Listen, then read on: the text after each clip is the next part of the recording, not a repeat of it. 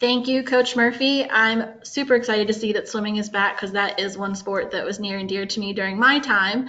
Thank you to all of our coaches for sharing your updates, and I will now pass it back to President Favede. Thank you, Jen. Ladies and gentlemen, what you just witnessed is a living example of what Cardinal family actually means. Thank you, guys, coaches. We always have one another's back, and this is an example of it. As Ron was fast and furiously dodging between 3 different computers trying to fix this, I thought of Kate Kerrigan and what your sister shared last night, and I placed my hand on Ron's shoulder to help him. But guys, thank you. Thank you for pitch hitting there, but more importantly, thank you for always being family, good, bad, or indifferent. You know, we take care of one another and we help one another out, and that's a perfect example. It also brings to mind here, you know, things do go wrong, and things go wrong here. And I always tell my own kids, and I tell our kids here that are students, it's not what happens to you that defines who you are, it's how you handle it. So kudos to Ron for saving the day. I told him he's not allowed to go very far, so he's about 5 feet from me right now. So we're going to go ahead and get started. And again, this is a collection of photos. And before I start, I want to share with you, I know your angst as alumni began in 2019 when the declaration of financial exigency had taken place. And then it seemed as though things just started to fall apart there. And I felt that way at that point, because as you know, I was a board member and a parent of a student here.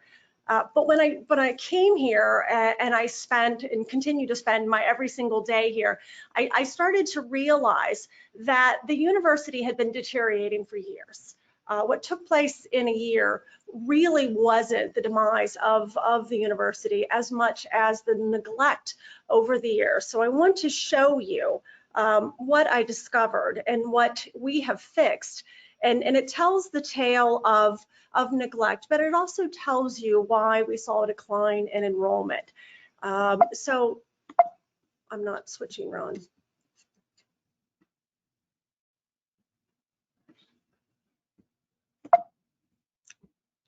Oh, there we go.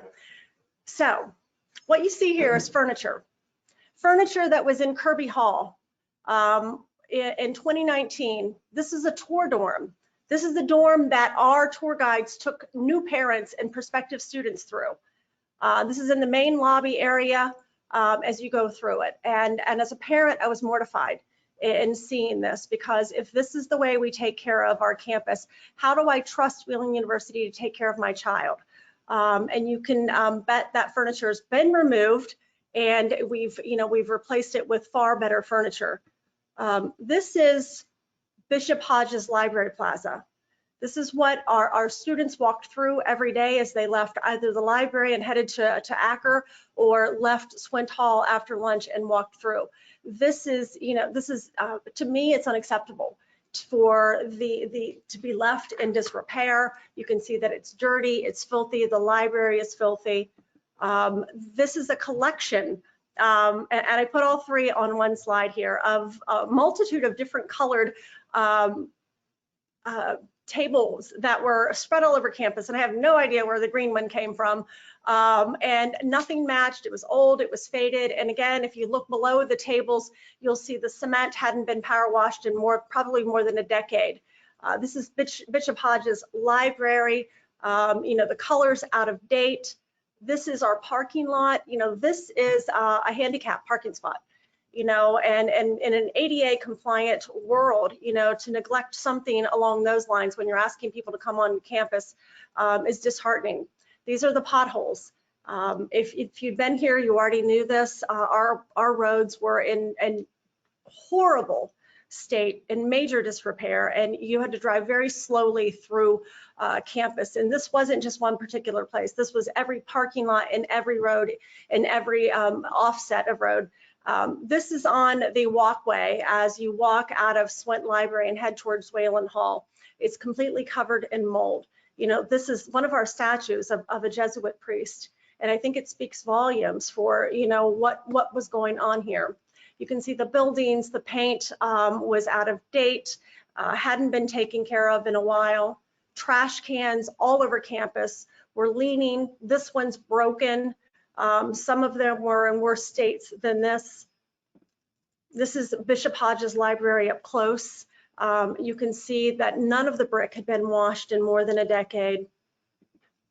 This is the back of Mary and Joseph Chapel.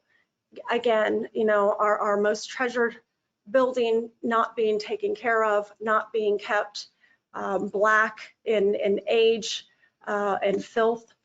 This was what was formerly our Starbucks. It had been turned into a storage room. When my own son was here, he used to tell me, Mom, there's nothing to do here on campus. And I didn't realize until we actually opened Starbucks back up, and we opened up the rat, and we opened up the deck outside of the Benedum, and we put tables and chairs out for the students, that I didn't realize how little there was for them to do. This was the design for our new Starbucks. So between 2019 and 2020, and when I say that, it was like as soon as classes were out at the end of fall semester and before they started, we switched food service providers. We'd had a history of contentious relationship between the students and the food service providers, and we really wanted a homey atmosphere where the students were treated with kindness and respect. And so we switched food service providers, and we brought in Aladdin. Aladdin actually is a local company. They've been at Lindsley for probably 30 years. They were thrilled. We spent probably 3 solid weeks with painters and workers on site updating both the Benedum and the Starbucks. This was the layout for the new dining area. And then we went into, while we're working on fixing these things, we're also working on rebuilding the university academically and within the community. Dr. Rodenberg is with Bethany. Dr. Greiner obviously was the past president of West Liberty, a very, very good friend of mine prior to myself coming to this position. As soon as I was named the president, he called me up and, and he said, Ginny, what can I do to help? And I share that with you because it speaks volumes of this community that we belong to. And many of these presidents have shared with me since then that they've offered their help in the past. We don't see ourselves as competitors. We see ourselves as, all having the same mission to educate those students in our area and to work together to benefit our community. And then we went over to Belmont College.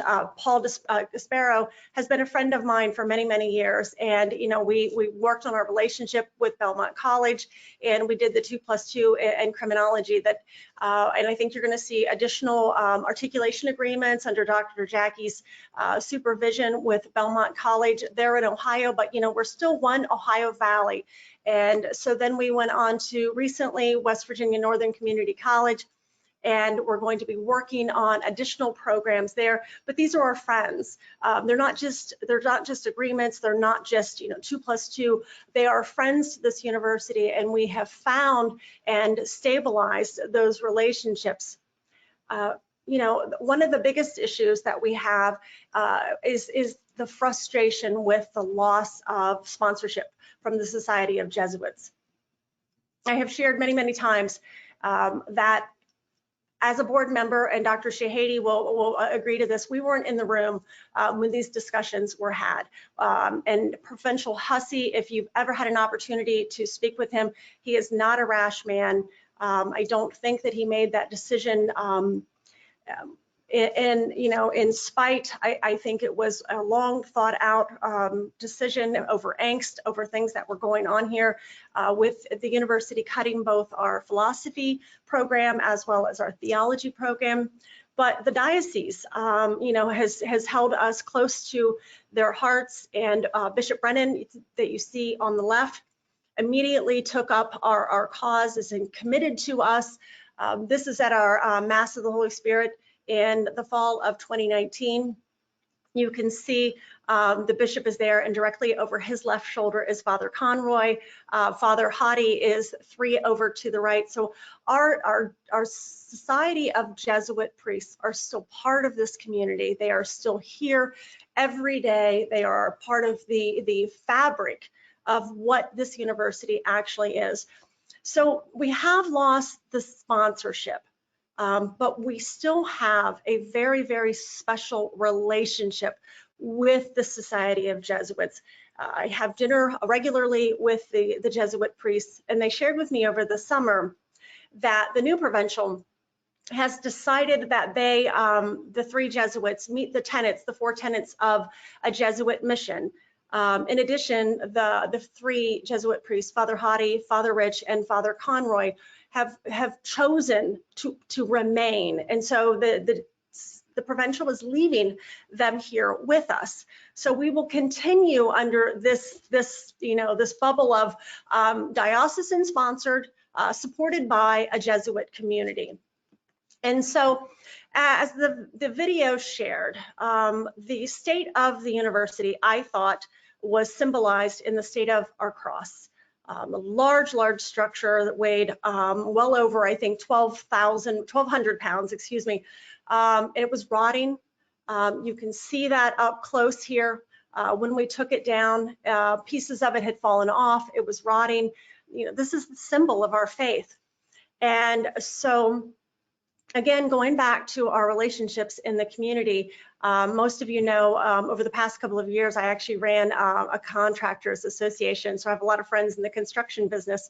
And Charlie Savage, who owns Savage Construction, donated his time, his equipment, his labor, and he came and took the cross down for us. Our maintenance guys stripped it, primed it, rebuilt it, repainted it. It's absolutely fabulous. Charlie brought his men back, brought back his labor, and they welded it into place. And I'm going to share something with you. It's not a good video, and I know that. But prior to it being resurrected, Father Conroy joined us to bless the cross. And it's what he shares in what is about a 30-second clip that I want you to hear, because I think that's what's important.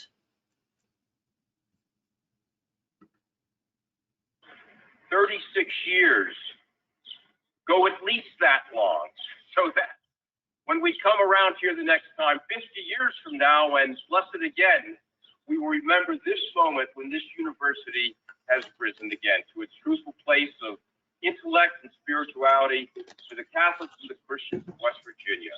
So Almighty God bless this cross that stands atop this university, and bless all the students, the faculty, the staff, the administration, who are going to make this university a continuing place where truth is honored, where integrity becomes the most important characteristic of the soul of a faithful young man and young woman. We ask this through Christ our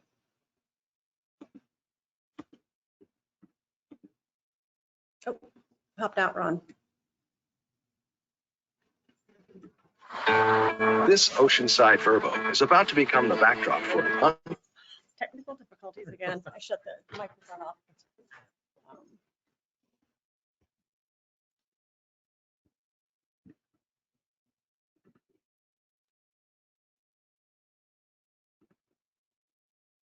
Just go to the next slide.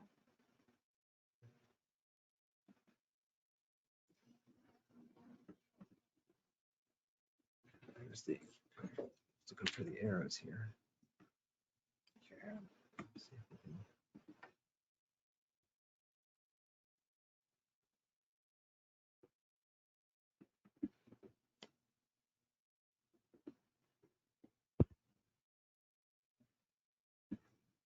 Scroll down there. Scroll down. There you go. Thank you. There you go. Okay. Can you hear me? Okay. And there you have it. The cross again, you know, towering over Wheeling University. It was ironic. I came up at night to take the photo of the cross after it had been resurrected, and it was dark and it was not lit up. And so I called maintenance the next day and I said, you know, can you put some floodlights on the cross so you know it shows at night? And they said, well, why would we want to do that? There are lights in there. We saw them when we were putting it back up. Lo and behold, those light bulbs hadn't been changed in 8 years. So in a matter of a few minutes, maintenance changed the light bulbs. And if you're on campus in the evening, this is what you're going to see. But Father Conroy, I think his words spoke to me. I hope they spoke to you. You know, this university has risen again. You know, we talk about what's taken place here, but we have found our footing. We have refounded this university, its dedication to remaining the only Catholic university in the state of West Virginia. And I say that so often because all of you know why this university was founded. It was founded to educate the men and women of Appalachia. And we still have a duty to provide that education. So we went into COVID last year, as you all know. We shut down, we sent our kids home. And I'm proud to say that this is our baccalaureate mass and our commencement that we held in the summer. We were the only university in the state of West Virginia that had an in-person commencement ceremony. And I share that. This is the baccalaureate with Bishop Brennan again presiding, and these are our 2020 graduates. And I show you these because this is the resiliency of this university, of the men and the women and the faculty and the administrators and the employees and the staff that come here every single day. We have refused to let this university be destroyed, but we've also refused to be, I suppose, cowered into not existing due to COVID. We have refused to shut down. We have refused to not provide our students, you know, the things that they deserve. So you can see in their faces here, and Mike Giannis, this is one of my favorite photographs. This is Coach Giannis with one of our basketball players, Jeremiah April, who graduated last year. Coach Richardson, what was he? 7 foot? I can't even remember what his height was.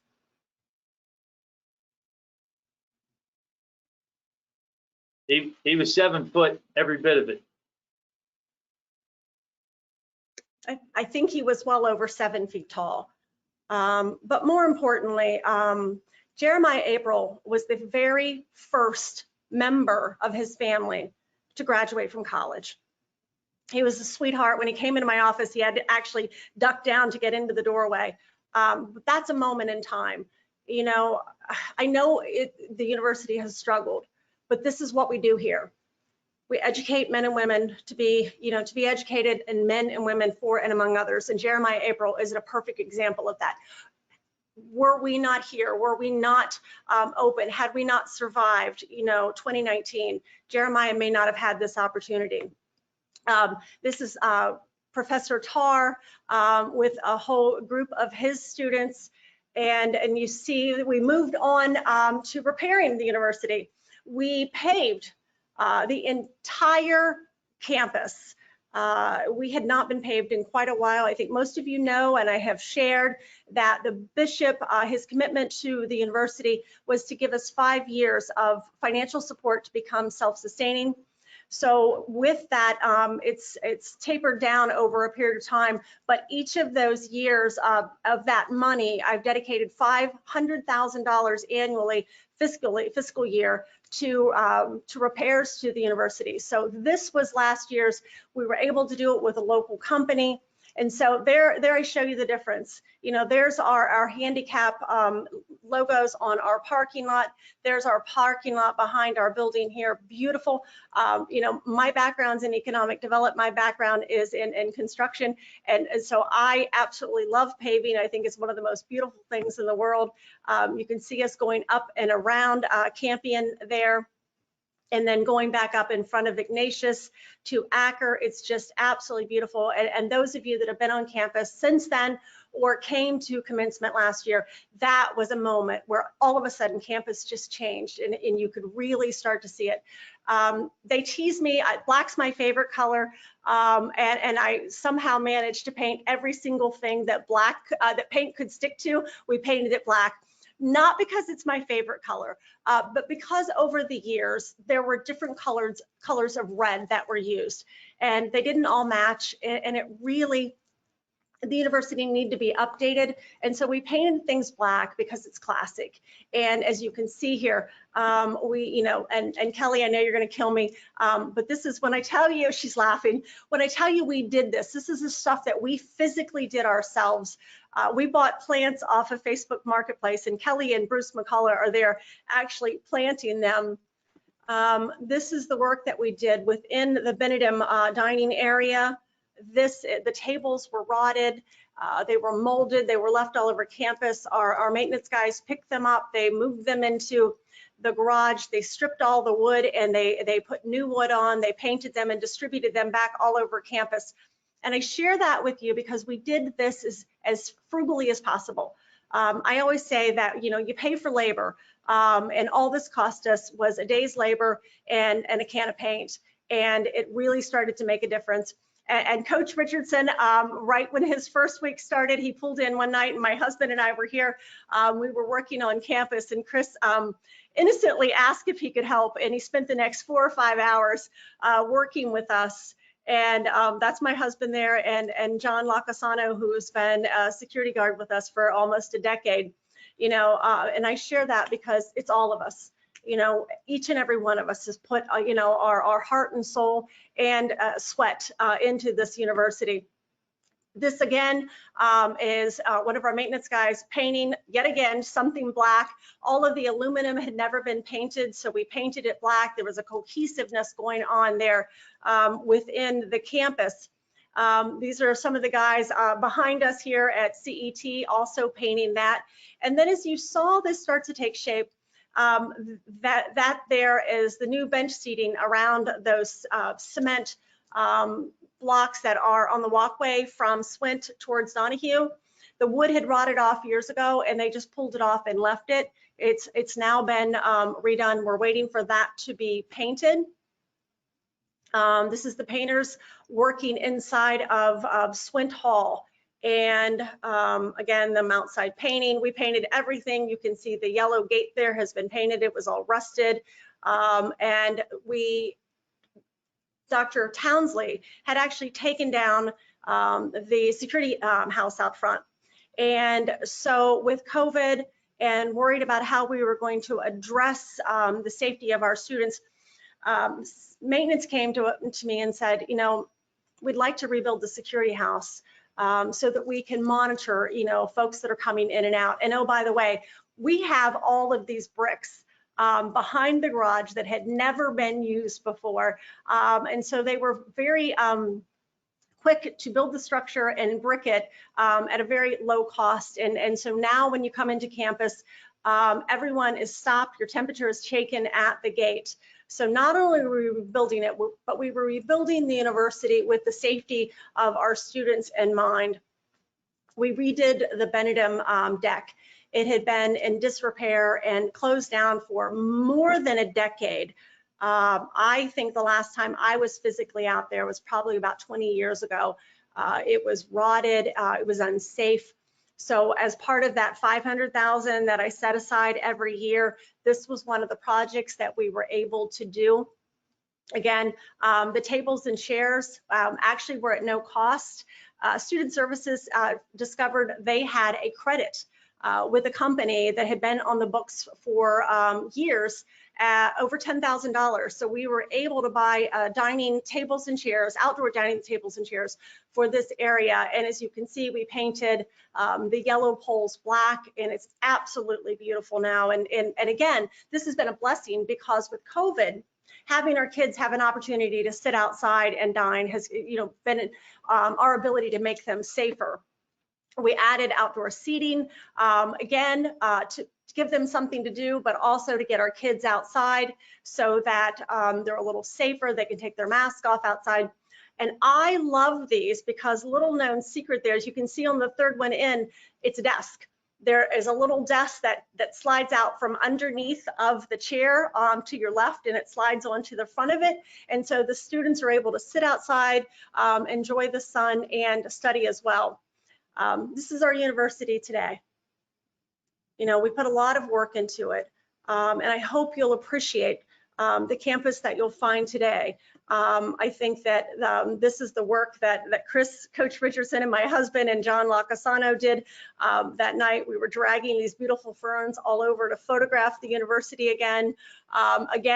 This is Acker. This is our beautiful Fitzsimmons press box on our Bishop Schmidt football field. The campus just absolutely stunning.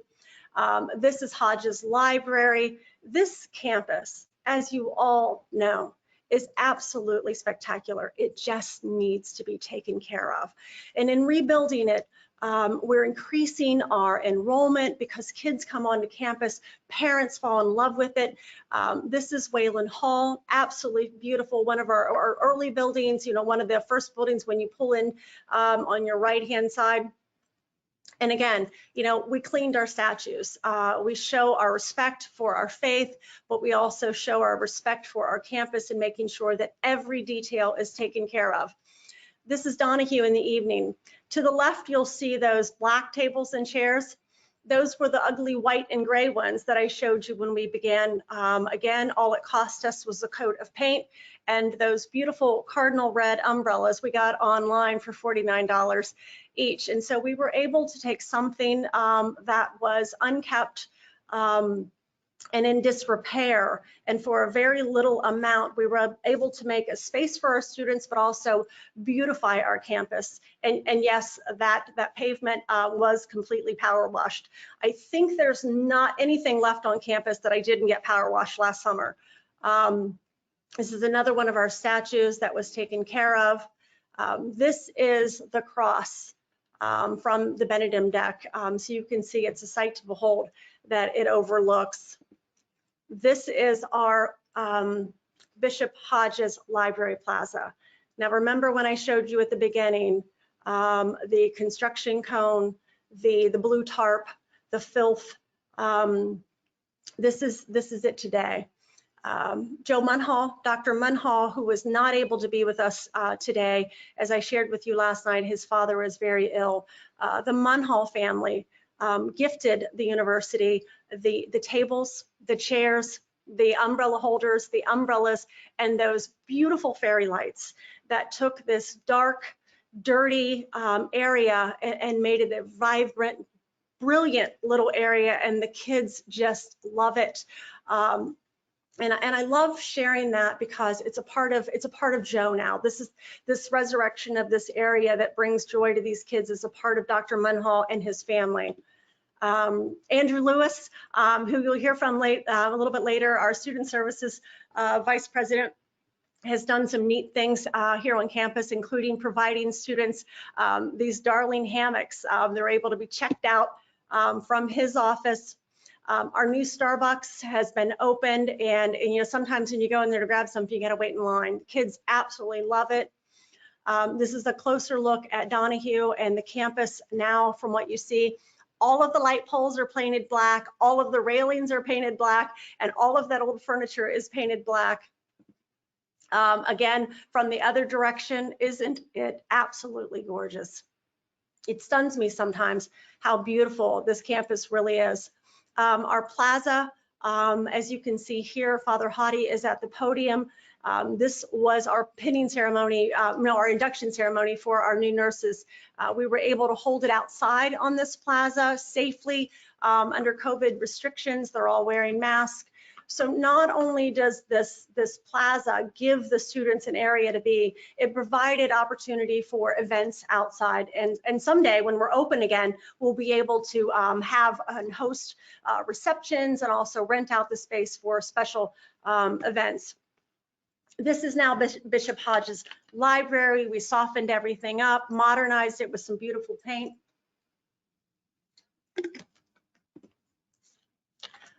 This is the inside of what I call the reception area outside of Troy Theater. We pulled together the furniture, had it cleaned. It was a little unsightly to look at. It was dirty and stained, and Panhandle Cleaning came in and deep cleaned it for us. We found some bookshelves and brought in some pieces and made this quaint little area. And my heart leaps every time I pull in at night and the lights are on and you can see the kids sitting in there reading. This area, also the same thing. We cleaned up the furniture. To the left, you'll see that beautiful nun in the back. I actually found that figurine in the basement of Wayland. And to the right, those three paintings, they're absolutely stunning, including Jesus on the cross at Calvary. Those are loaned to us out of the archives of the diocese. I think that what was very concerning for me as a Catholic parent, and as the president of this university, that when I walked through the halls and when I walked through campus, if you didn't know we were Catholic, you wouldn't know we were Catholic.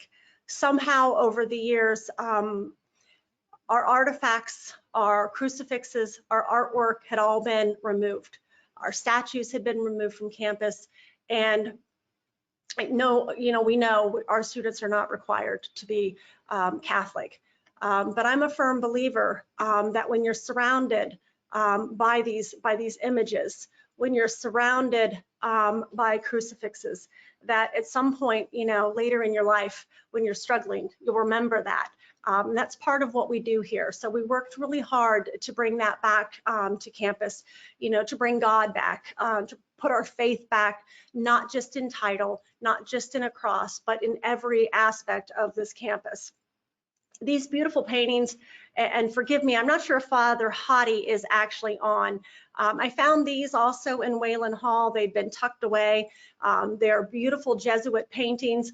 And I say that because we had them hung, but according to Father Hottie, they actually tell a story and they were out of order. So I know he and Christy Nyman out of Andrew's office went back and realigned them, and I may have had this photograph taken before that. We added a computer and a desk in the open area for the students. A lot of the kids, including my son, they're running late to something and they forgot to print something out. This is the computer they can log on. There's a printer to the left. Everything we do, we keep in mind our students. What are we doing to provide them everything that they need? This is our 24-hour lounge. That pool table, was not there. I think all of you as alumni know that there was a fabulous little restaurant down the street, the Yield Alpha, and it closed down the year before last, I believe. And Charlie Schlegel, who was one of the owners, is a good friend of mine. And I called him up and I said, Charlie, what are you going to do with your pool tables? And he said, oh, they're in really bad shape. And I said, well, would you donate them to the university? And we had to hire a company to move them. And the gentleman who we hired was a little concerned about the shape they were in. And he said, if you don't mind, I'd like to keep them for you for a week. And I will, as a contribution, as a donation to Wheeling University, I will at no cost restore them. So we have these two absolutely beautiful pool tables for our students. One is in the 24-hour lounge. The other is downstairs in the Rat. But more importantly, someone gave, again, of themselves to invest in this university, both Charlie in his donation and this man who paid out of his own pocket to restore them. This is another angle, again, reflecting out the window, you can see the cross. This is the other component to that gift, which is the pool table in the Rat downstairs. There's some of our students. Kelly captured this photo, I think, last week. They were outside sitting at those tables, catching some sun and catching up on their classes. This is the inside of the Rat since it's been reopened. And then at the beginning of the year, we worked all summer, but when we went back, again, we defied everything and said we are going to have convocation. We are going to do it in person. And as we do with everything, we began here with Father Conroy as an invocation. There are all of our faculty members. The backbone of this university are our faculty members. What they do here is so important. So I love this photo of them there in the regalia, wearing their mask in the middle of COVID. Again, defying when others were saying no, and others were saying we're going to only do online. Wheeling University made a different decision. This photo was captured after that, and I add that because everything we do here, we do it knowing that these are someone else's children, that they are giving to us and trusting them in our care for 4 years. And you can see in his eyes the love and a little bit of the angst because he's going to be leaving them there. These are our students.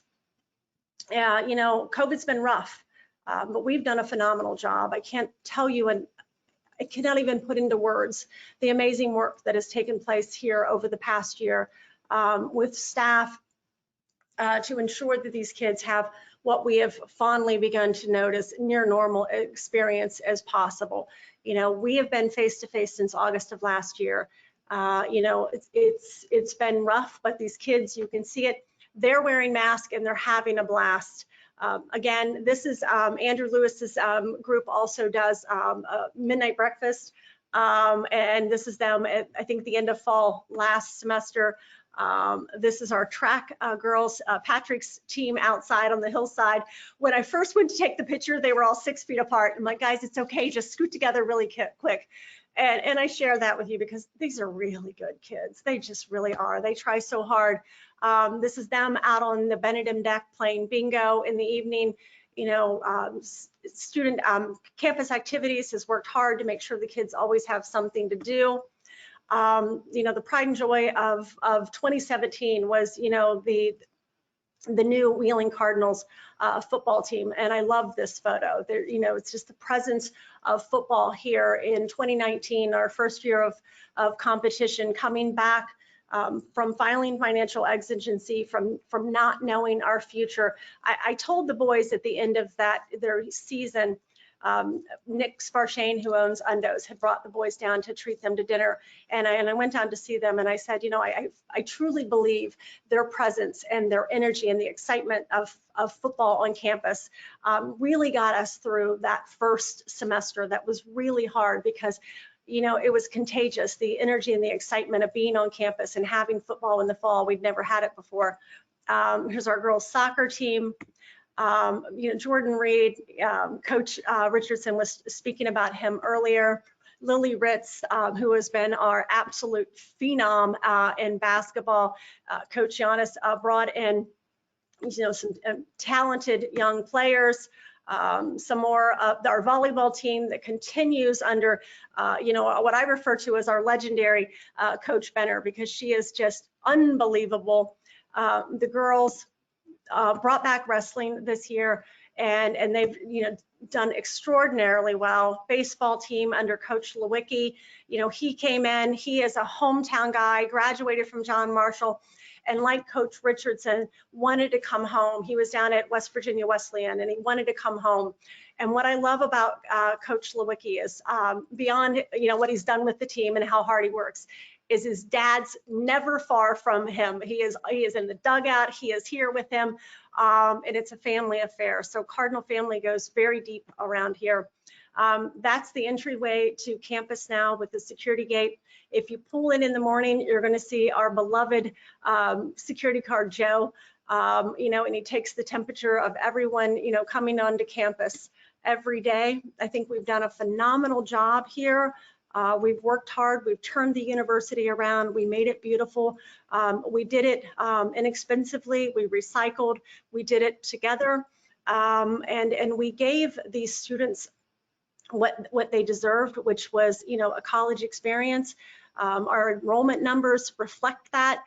If you're on campus and you see them, or even if you look back at that video and you see them up on the Benedum deck, the kids are happy, they love it here. This is a testing vial. Andrew Lewis will speak to that a little bit. I sometimes joked this year that I felt like we were running a MASH unit because we tested 10% of our population weekly. And when athletics began, we tested all of our athletes 3 times a week. And I'm not sure if all of you have been tested, if you've ever had this test, because when you were tested with this, you were required to fill that vial up to the little squiggly line there with saliva. So whenever Andrew gave the call that someone had to be tested, they were always panicked as to whether or not they could produce that. COVID's been rough. At one time, we had 60 students in quarantine. And, you know, as the rest of the world addressed COVID, it was a little harder on campuses.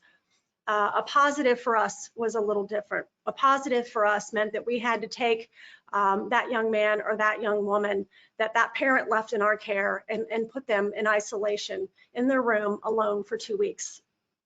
That was hard. It was really hard. Student services stepped up. A lot of other schools delivered their meals once a day, not our staff. They delivered 3 meals 3 times a day. This is Christy Nyman, Andrew's assistant, taking the food out in a cart. This is Vice President Lewis and Mark West from Aladdin, and again, Christy bagging up those meals. And I share that with you because we take the care and keeping of our students very seriously. And so we chose to do it that way. Andrew, it was very important to he and his staff that they were able to see the students, to check on them. And in addition to that, our Jesuit priests manned what we termed our outside hour. All of the students that were in quarantine were taken out daily in the afternoon for an hour of physical exercise under the supervision of Father Hottie and Father McCouch, so they were able to get outside. We were able to keep our eyes on them and make sure they were well. It was near the end of last semester when one of our students had to be taken to the emergency room. I believe Andrew, he was from Georgia. And so when the ambulance came, I often joke that I'm now the helicopter mom to 800 kids because I was right behind the ambulance on my way to the hospital with him. And when I arrived, Gail Nickerson, who is our director of nursing, was there and was able to help me on the phone with his mother, who was in Georgia. And we take this crisis, this pandemic, very seriously. So we've managed to stay open. We've managed to take care of them. We've managed to give them a college experience. It's one of our young students, Jasmine, here also helping. I think at some point Andrew had staff and volunteers from all over campus who would show up to deliver meals. Everything, again, is a group effort. This photo is from 2019. If you've not met Bishop Brennan, I hope that you have an opportunity to do so.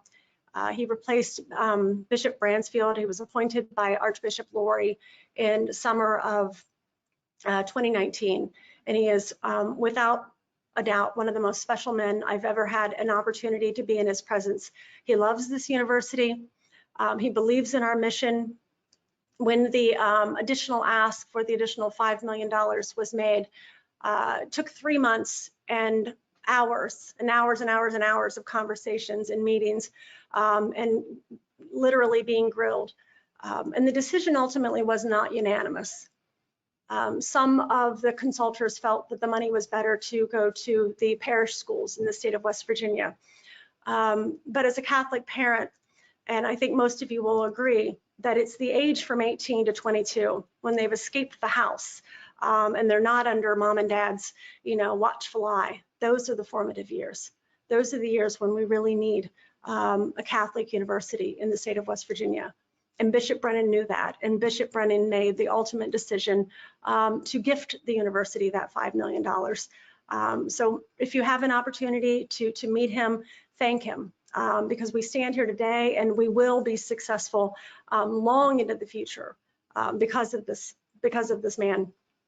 I love this photo. It was taken, I think, 2 or 3 weekends ago up at the I-470 baseball fields.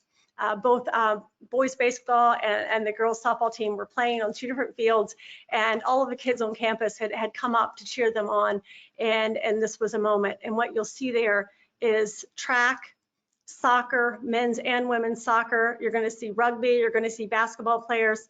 They're all on their own teams, but they're all on Team Cardinal. I love this. I love this photo. We're in the midst of a global pandemic, and here are our kids living life, having a blast. This one was taken, as Patrick Snively shared, we went up on the hilltop and beat the Hilltoppers. It was an amazing moment, but Assistant Athletic Director Carrie Hanna captured this moment. Them kneeling in prayer. If you could hear the footage, you would hear them reciting the Our Father, which I think is beautiful. Again, this embodies what we are here, and that our faith is still a part of everything that we do here. And then I leave you with this. We are family. we are men and women for and among others. The work we do together today changes our world for the better tomorrow. So with that, that is the end of our slideshow. And so what I'm going to do at this point is we're going to introduce our senior administration and then give them an opportunity to share a little bit of what they've been doing here, and give myself an opportunity to take a little bit of a break. Thank you for your patience with me as I walk you through the last 16 months of me being here as your president. So first off, I'll introduce